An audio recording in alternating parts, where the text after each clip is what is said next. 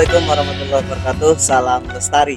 Baiklah, masyarakat Republik Indonesia, keluarga besar Lombok pada khususnya. Jadi pada hari ini kita ketemu sama senior kita, ya, sama tokoh kita, tokoh masyarakat kita di Bukit Keramat, Kecamatan Pringgabaya. Jadi kami di sini selaku pegiat lingkungan hidup dan kehutanan sering sekali berkonsultasi sama beliau. Jadi beliau sering memberikan kami saran, arahan, bahkan sampai solusi bagaimana terkait dengan khususnya yang marak klasik, ya, masalah klasik terkait dengan batas-batas kawasan dari dulu sampai sekarang belum bisa terselesaikan, ya, konflik-konflik. Nah, untuk hari ini kami akan fokus ke dua hal terkait dengan konflik lahan ini. Yang pertama terkait dengan belum terselesaikannya hak-hak masyarakat yang ada di Mandalika, ya, sering kita sebut dengan Mandalika. Yang kedua terkait dengan batas kawasan atau batas pengelolaan yang ada khususnya di wilayah timur, yaitu kawasan-kawasan hutan yang bisa dikelola oleh masyarakat, oleh kelompok dan yang lain. Mami adik sama rumah. Oke. Yang pertama, Ayahanda, kami ingin bertanya supaya kami nggak salah paham ini. Ya, Jadi kan kalau kita ngomong nanti nggak sama sumbernya, yang tahu detail terkait permasalahan di sana, nanti kan salah-salah kita. Ya, betul. Jadi kami ingin menanyakan, sampai hari ini di Mandalika itu masyarakat di sana kan belum terselesaikan, ya, pembayaran kah atau lahan, ya, untuk pembebasan lahannya. Mungkin Ayahanda bisa memberikan informasi. Baik, terima kasih. Sebelumnya saya minta maaf dulu kepada saudara Epul dan yang lain-lain. Saya secara terbuka menyampaikan apa adanya yang saya ketahui. Jadi saya terlibat di Mandalika ini sejak bulan Agustus 2021. Itu pun disebabkan masyarakat pemilik lahan yang mengaku pemilik lahan datang ke Bukit Keramat meminta bantuan saya untuk membantu mereka membicarakan tentang penyelesaian lahan yang menurut mereka sejak tahun 94 sampai hari ini masih banyak penyelesaian yang belum terlaksana. Karena apa? Ada 3 kali perubahan kepemilikan dari lokasi tersebut. Ya. Dulu ada namanya LTDC, terus dari BTDC, ya, kemudian Raja Wali, ya, berikutnya sekarang ITDC, ya, yang terakhir. Nah, dari masing-masing perusahaan ini masing-masing meninggalkan, ya, permasalahan, sehingga begitu pelaksanaan dibangunnya sirkuit Mandalika ini, maraklah mulai berbagai macam tuntutan dan timbullah ke permukaan berbagai persoalan tentang tanah-tanah yang belum terselesaikan ganti ruginya. Kedua, banyaknya aparat pemerintah yang memanfaatkan lahan dulu itu menjual kepada perusahaan, karena masyarakat yang menempati tempat tidak mempunyai surat-surat yang jelas, surat kepemilikan tanah. Sehingga ini bukti nyata. 2 ini tokoh dari sana, tokoh dari Mandalika, ini keturunan Raja Jombang yang memiliki namanya Pondok Denda seluas 200 hektar. Beliau ini datang di sini meminta kepada saya membantu bagaimana jalan keluar untuk menyelesaikan permasalahan yang sampai hari ini tidak ada ujung pangkalnya. Sehingga saya sekitar tanggal 20, jam tanggal berapa kita berangkat kemarin? Hari Kamis. Tertanggal ini awal Februari kemarin kita ke Jakarta. Tidak ada lain, meminta pertanggungjawaban ITDC pusat. Karena ITDC yang ada di Mandalika hanya menyampaikan bahwa dia hanya kantor kerja, bukan kantor tempat penyelesaian masalah. Jadi ke Jakarta kami ini membawa data-data lahan seluas 233 hektar yang belum terselesaikan, yang belum mendapatkan ganti. Nah, oleh karena itu saya bawa perwakilan dari pemilik lahan yang ada di Mandalika. Jadi setelah saya pelajari, ini kayaknya ada sesuatu yang tidak beres dalam penanganan penyelesaian ini, sehingga berlarut-larut sekian tahun. Ada di pengacara sampai 4 tahun tidak terselesaikan. Ada yang 3 tahun tidak ada bekas. Sehingga saya turun ke sana melihat situasi. Akhirnya saya membuat suatu kesimpulan. Agar kita tahu jelas siapa yang bertanggung jawab untuk penyelesaian ini, saya terpaksa buat pelang. Sebanyak 33 pelang terhadap klien-klien kami itu, pasang pelang. Nah, andaikan ada protes, agar kami segera tahu siapa oknum yang bertanggung jawab untuk penyelesaian lahan ini. Akan tetapi sejak saya pasang pelang sampai hari ini belum ada yang protes. Nah itu. Nah, karena pelang-pelang kami sampai hari ini belum ada yang protes, sehingga banyak yang datang lagi meminta untuk saya mau melakukan pembelaan ataupun penyelesaian terhadap lahan mereka. Ya, saya bilang tidak usah. Ini yang ada dulu kami selesaikan. Karena ini masalahnya sangat rumit, berhadapan dengan perusahaan, konsorsium internasional, pemerintah daerah, pemerintah pusat, aparat keamanan. Nah, sehingga saya coba mempelajari secara mendetil, mulai dari data-data pengakuan masyarakat, bukti kepemilikan. Setelah itu lengkap, baru saya melakukan coba verifikasi kepemilikan. Setelah kami dapatkan bukti-bukti nyata kepemilikan, makanya kami melakukan upaya penanganan secara maksimal. Namun yang masalahnya, kita datang ke BPN Lombok Tengah untuk mempertanyakan status lahan-lahan ini. Ada karyawan BPN mengatakan bahwa Bapak nggak usah nanyakan lahan di kawasan ekonomi khusus, 100% sudah kami selesaikan. Nah, dengan ucapan karyawan staf dari BPN itu membuat kami penasaran. Masa 100% sudah selesai, sementara pemilik lahan kan ikut kita datang ke BPN waktu itu. Nah, ya, sekarang kami melakukan upaya penelusuran. Benar tidak ucapan staf dari BPN? Tidak benar. Buktinya sekarang banyak orang protes, sampai orang demo-demo tidur di depan bulldozer. Kalau memang tidak ada haknya di situ, kalau memang sudah diselesaikan, ngapain mereka harus mau bunuh diri? Silahkan turun dijawab aja langsung ke warga yang protes. Ya, akhirnya dengan dasar itu kami buat pelang itulah. Coba siapa yang merasa bertanggung jawab untuk penyelesaian ganti rugi. Jadi di situ ada tahapan-tahapan. Ada yang memang sudah selesai, ada yang belum selesai, ada yang diganti rugi, yang menerima ganti ruginya itu orang lain. Kan begitu, Mi Adi? Bukan pemilik. Nah, dikarenakan dari awal itu tidak ada bukti kepemilikan yang sah, masing-masing mereka itu punya sertifikat atau pikil. Nah, maaf Pak, jadi terkait dengan istilahnya simpang siur informasi dan belum terselesaikannya warga yang ada di ekonomi khusus Mandalika, dan sebelumnya yang kedua, kira-kira supaya tidak menimbulkan versi A, B sampai Z, kira-kira solusi menurut Lungguh dengan cara musyawarah kekeluargaan, kira-kira ada nggak? Saya rasa itu sudah bolak-balik ke Pemda, ke provinsi, kan bolak-balik ke DPR juga nangani.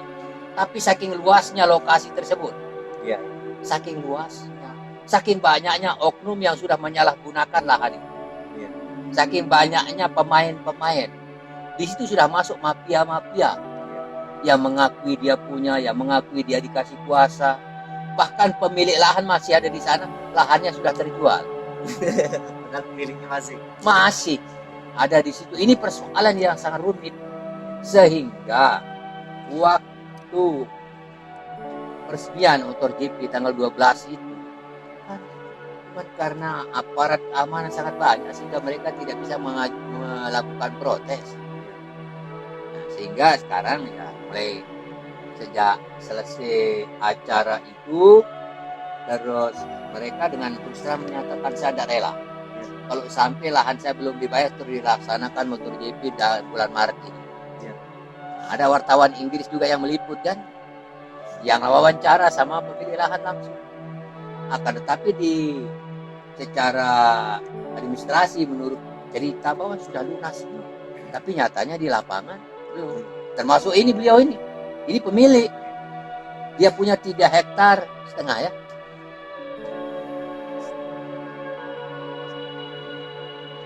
Yang mau sudah masuk, yang masuk deal ada surat-suratnya.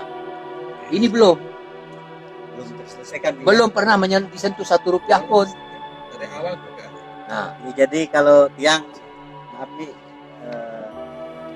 kalau Tiang ini kan pecinta alam nih, khususnya bergerak di LHK ya, lingkungan hidup dan kehutanan.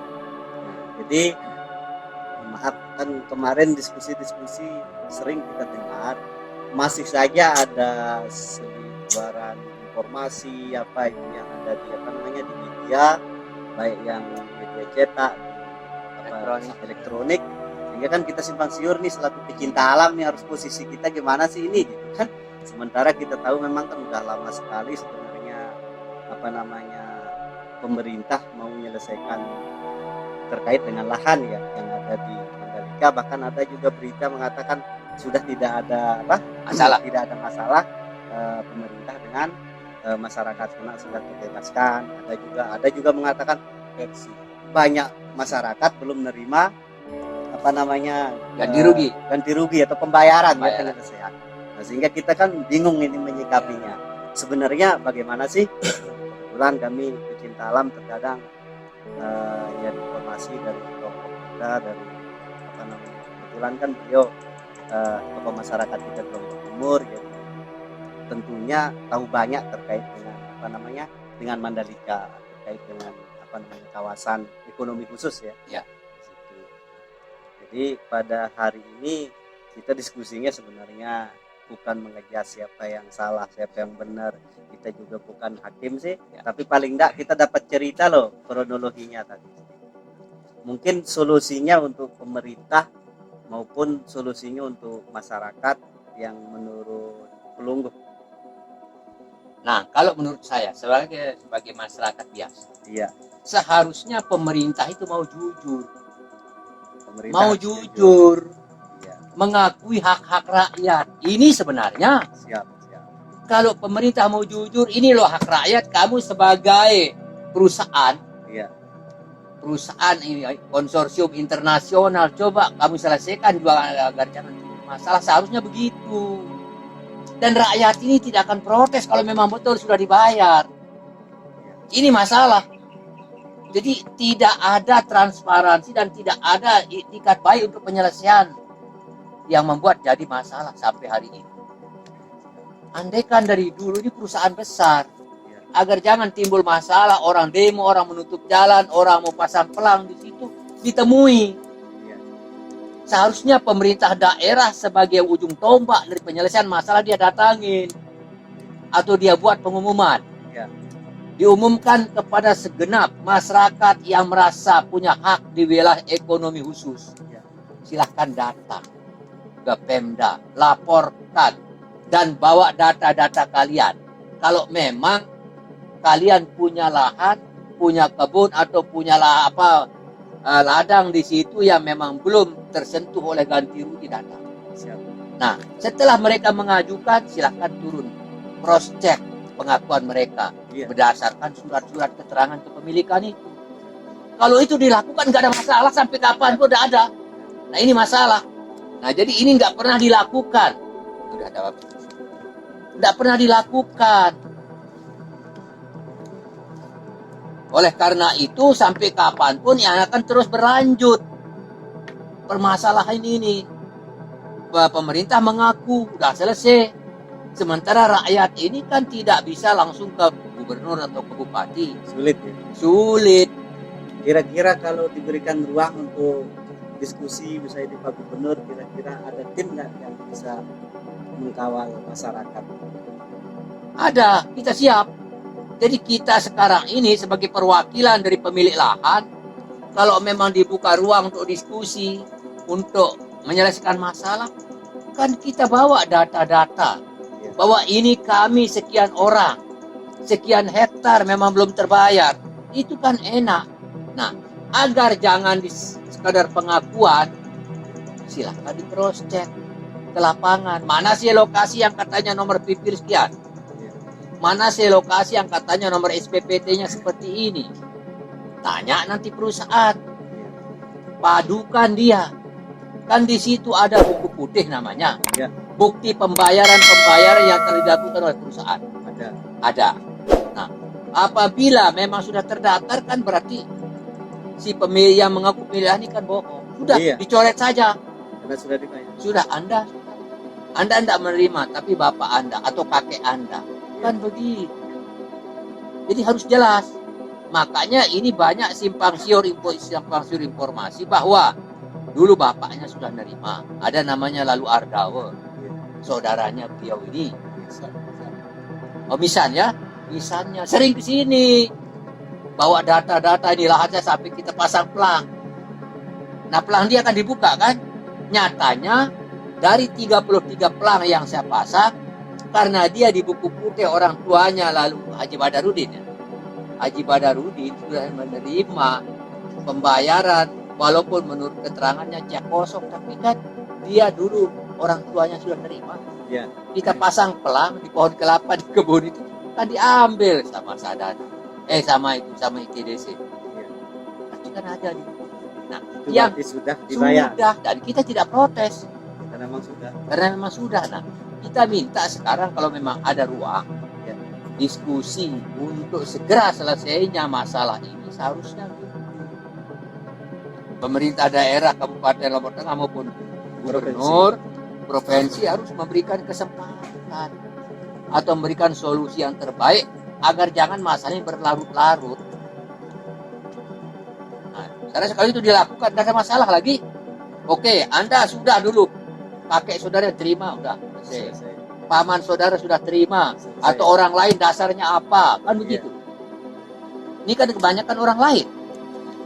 Ya banyak yang orang lain yang ternyata di situ lokasi ini sudah diterima orangnya oleh si B. Sementara dia sendiri mulai dari bapaknya dia sendiri tidak pernah menerima uang. Tapi nomor persil itu nomor SPPT itu sudah terbayar. Nah, kan nanti kita suruh dia pemilik yang mengaku pemilihan cari orang nama ini. Atau pemerintah yang pernah bayar, kan ada jelas alamatnya orang. Iya. Nah, jadi kalau itu dilakukan itu terbaik. Ya. Dan tidak akan menimbulkan masalah bagi kedua belah pihak. Pemerintah tidak bermasalah, masyarakat pemilik lahan tidak bermasalah. Perusahaan pun ITDC akan aman, tidak ada gangguan dari pihak manapun. Nah, hal-hal ini yang seharusnya dilakukan oleh pemerintah. Ini yang terbaik.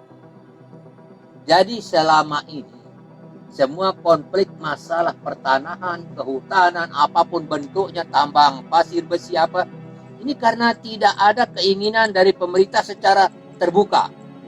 Bagaimana cara menyelesaikan masalah agar jangan timbul masalah. Coba andaikan saya jadi pemerintah, oh ya ada informasi tentang simpan siur, masalah-masalah, kumpulkan kedua belah pihak. Apa dasar Anda mengklaim punya hak? Apa dasar Anda mengklaim sudah bayar? Mana bukti-bukti Anda telah membayar? Mana bukti-bukti Anda belum dibayar? Kan selesai masalah. Jangan semua mereka ini berbicara di belakang. Oh itu sudah. Nah karena sementara orang yang punya oh saya tidak pernah. Demi Allah saya tidak pernah. Akhirnya bawa parang ke sana. Menghadang orang kerja. Yang kita lihat ada di TV, ada di mana. Orang sampai pagar-pagar jalan. Karena apa? Mereka memang real belum pernah. Tapi Dari pihak perusahaan mengatakan sudah. Ternyata yang nerimanya orang lain. Ini masalah. Nah, ini harus segera dilakukan penyelesaian atau penanganan yang baik. Nah, sekarang, maaf, ada bulan November kemarin, 9 orang diminta datang, kan ada difasilitasi oleh dari Mabes Polri untuk mereka datang menyelesaikan persoalan-persoalan. Tapi itu kan hanya beberapa orang yang sudah bertahun-tahun terdaftar. Coba sekarang diumumkan secara resmi melalui tokoh masyarakat atau kepala desa kadus. Tolong siapapun yang merasa punya hak di wilayah kawasan ekonomi khusus, daftarkan ke desa. Mari kita selesaikan secara musyawarah bersama pemerintah daerah, bersama perusahaan. Masing-masing punya data. Perusahaan bawa data, bawa bukti pembayaran sudah. Masyarakat membawa data bahwa dia belum pernah. Kan selesai masalah. Jadi berikan jawaban yang sebenarnya kepada pemilik lahan. Dan nanti masyarakat pun juga akan mengakui, oh ya ternyata dulu mungkin paman saya, walaupun dia tidak mengetahui, tapi bukti sudah. Nanti di belakang dia berurusan sama pamannya. Jangan ngambang seperti sekarang ini, selalu perusahaan disalahkan. Nah, jadi kita sebagai tokoh masyarakat ini, ya kita ingin yang terbaik dan ada di tengah. Dan saya maaf saja tidak pernah mencari-cari mereka kalau ke tempatnya di Lombok Tengah di Kuta. Kan itu bukti ini beliau datang. Dia pemilik lahan langsung. Itu perwakilan dari Kerajaan Jawa Batu datang minta kepada saya gimana sih solusinya, sehingga saya di Jakarta yang sama ya seperti ini. Jawaban Jakarta kan belum kita bisa ketemu sama Erick Thohir maupun Haritanu Sudibyo. Kan kita akan rencana menghadap ke RI1, meminta RI1 untuk menyelesaikan masalah ini sebelum sirkuit itu pelaksanaan MotoGP 2 bulan Maret ini dilaksanakan. Nah, itu rencana kami ke Jakarta dalam 2-3 hari ini. Dan kita sudah punya juru lobi di Jakarta untuk penanganan masalah ini. Bisa terselesaikan. Itulah yang beliau datang ke sini nanya kapan kita berangkat.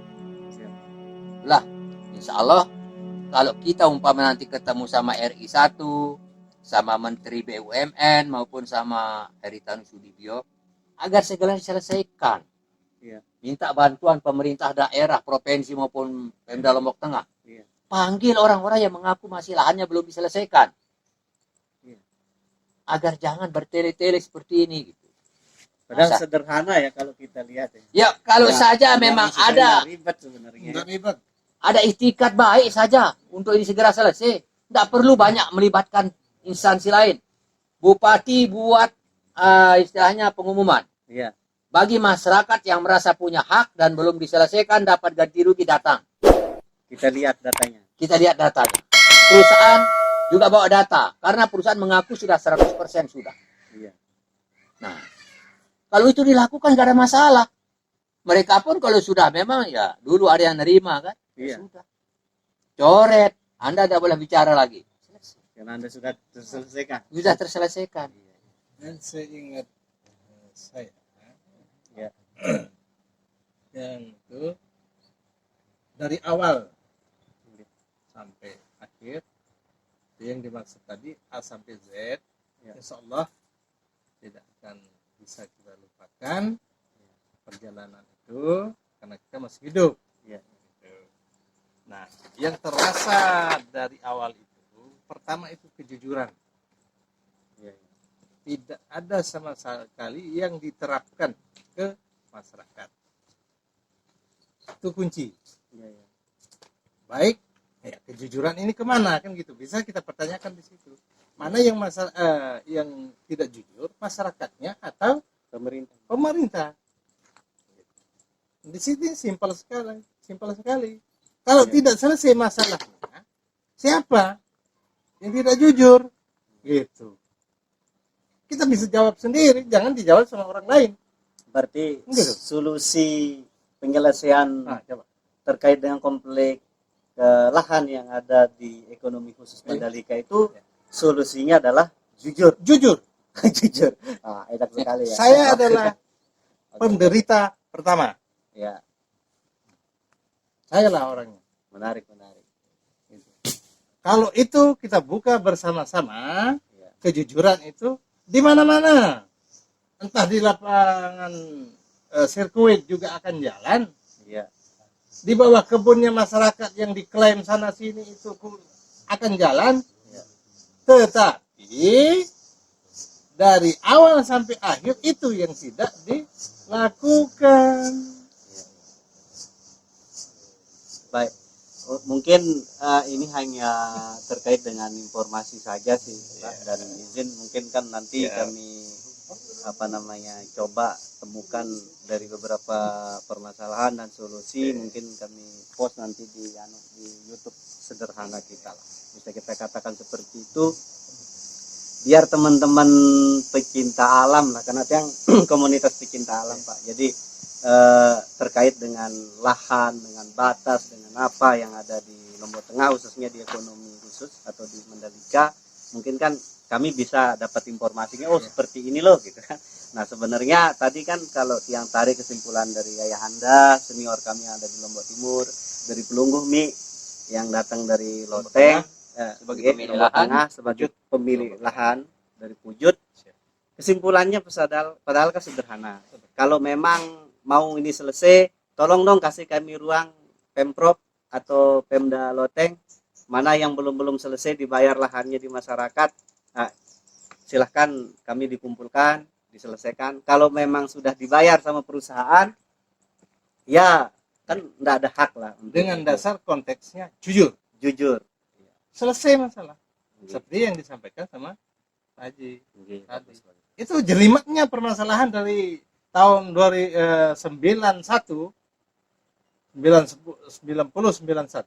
Iya. dan sampai 2021. Iya. Gak selesai.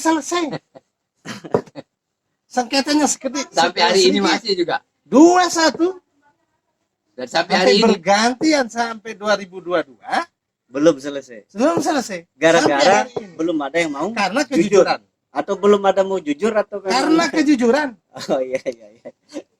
Oke sih. Nah, jadi insya Allah ini. Nah sekarang ya. dengan konsep itu, dengan dasar itu, sekarang bisa kita cari di mana tempat kejujuran itu. Kita bersama-sama akan mengarah ke situ, lalu dia akan mengerucut menjadi sebuah kesimpulan. Disitulah jawaban yang terakhir. Ya, oke. Kepada segenap masyarakat, kepada para pihak, mungkin kan mohon maaf ya Anda, kita kan hanya ngambil sekilas dulu, mungkin ada tindak lanjutnya pertemuan kita ini atau diskusi santai gitu ya. Nah jadi supaya tidak berkembang istilahnya ada framing A, framing B, sebenarnya di sini tadi kita narik kesimpulan sangat sederhana ya. Jadi ibaratnya ini kan kita seolah-olah melihatnya permasalahan di KIK Mandalika atau ekonomi khusus Mandalika ini seolah permasalahan besar. Tapi kalau kita tarik tadi kesimpulannya sebenarnya sangat sederhana.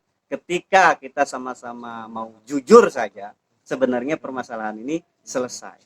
Nah mungkin kalau kita diskusi tema hari ini di sini siapa yang mau jujur gitu ya. Siapa yang mau jujur? Kalau Mari pemerintah mau jujur atau Pemda mau jujur mulai dari hari ini insya Allah 1 atau 2 minggu atau 1 bulan selesai masalah.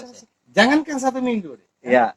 1 hari. 1 hari selesai. Jaminan saya berdua. 1 hari selesai.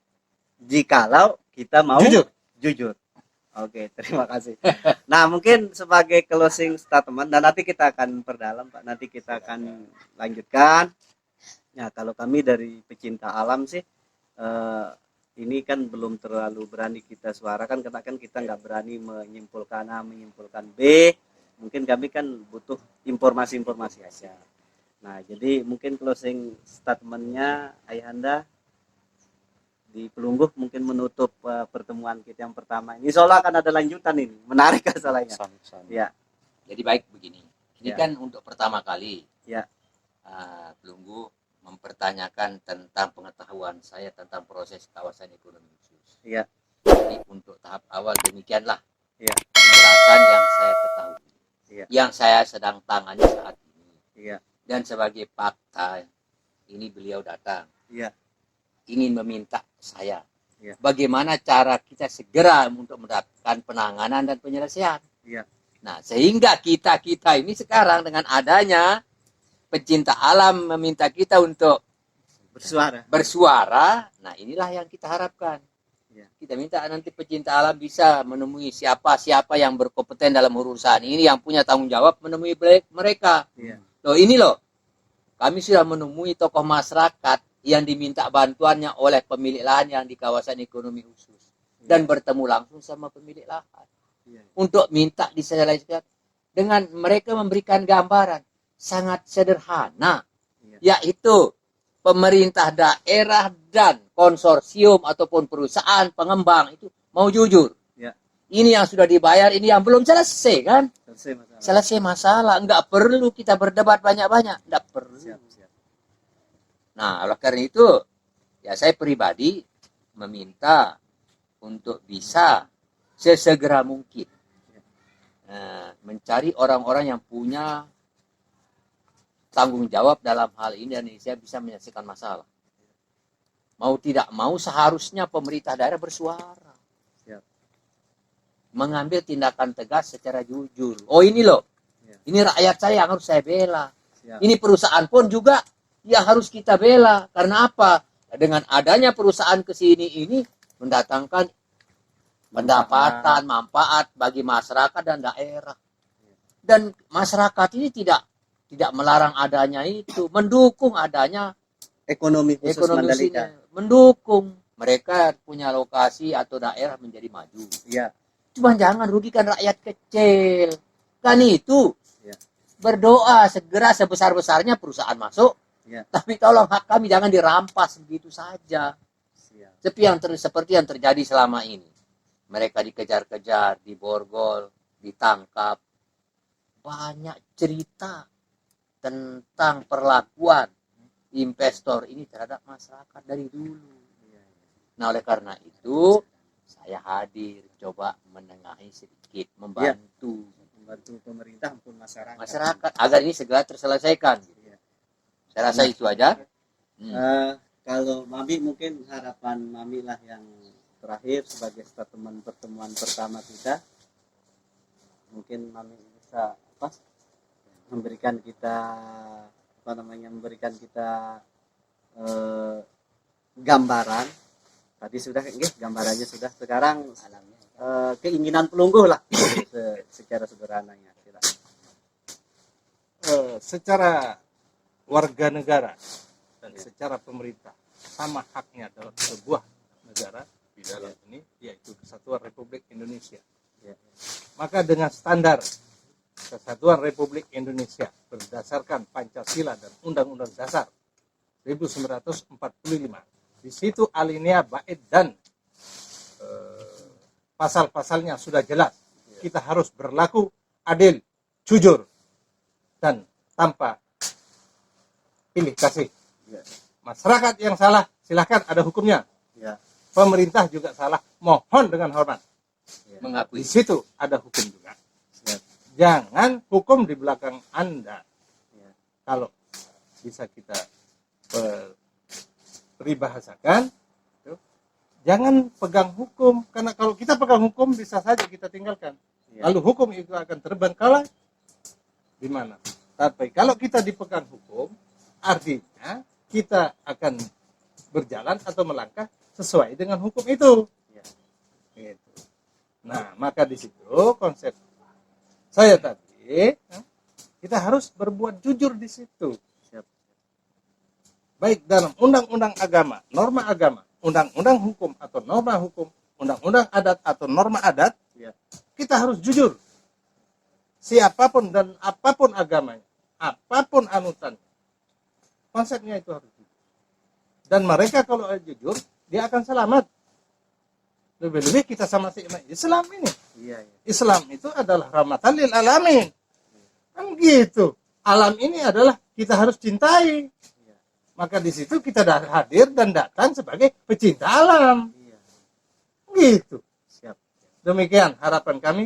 Wassalamualaikum warahmatullahi wabarakatuh. Waalaikumsalam warahmatullahi wabarakatuh. Baiklah, warga masyarakat Indonesia, pada hari ini awal diskusi kita sangat menarik sebenarnya. Terlalu sedikit waktu kalau 1-2 hari untuk membicarakan ini sebenarnya. Kalau kita lihat besar permasalahan yang ada di ekonomi khusus Mandalika. Tetapi sungguhnya sangat sederhana kalau kita simpulkan dari apa yang disampaikan oleh senior kita Bapak Sakti Wijaya, oleh keluarga kita dari Lombok Tengah. Nah, jadi sebenarnya kuncinya ini akan cepat terselesaikan. Kuncinya adalah kejujuran. Bagaimana di sini membutuhkan tangan penguasa, tentunya tangan pemerintah, untuk mempertemukan antara dua pihak masyarakat dengan pihak perusahaan atau konsorsium yang mengerjakan pekerjaan ini.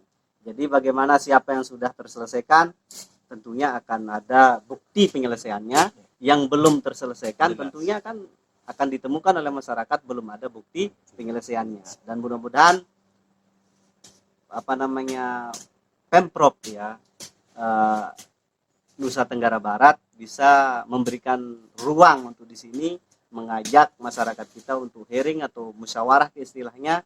Mudah-mudahan Pemprov bisa membuka ruang untuk kita diskusikan ini. Itu daripada selumit kesimpulan ya yang bisa kita diskusikan pada hari ini. Itu saja mungkin, nanti kita akan tindak lanjuti lagi. Terima kasih. Akhir kata, assalamualaikum warahmatullahi wabarakatuh. Salam lestari.